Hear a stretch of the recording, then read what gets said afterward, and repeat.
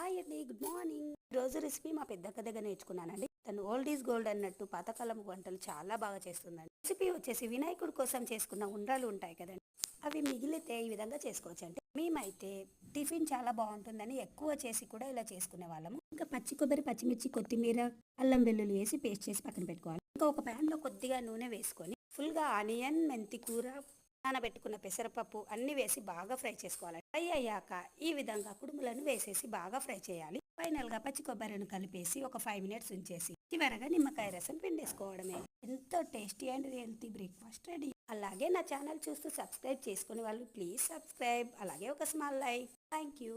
శివాంష్ కోసం కోకోనట్ బిర్యానీ. శివాంష్ అయితే బ్రేక్ఫాస్ట్ చేసేసాడు, స్కూల్ కి కూడా రెడీ అయిపోయాడు. వాడి లంచ్ వచ్చేసి కోకోనట్ బిర్యానీ, కర్డ్, స్నాక్స్ వచ్చేసి మంచూరియాతో ఫినిష్. కోకోనట్ బిర్యానీ మాత్రం చాలా ఈజీగా చాలా టేస్టీగా ఉంటుంది. రెసిపీ కావాలి అంటే మాత్రం నేను ఫుల్ వీడియో పెడతాను.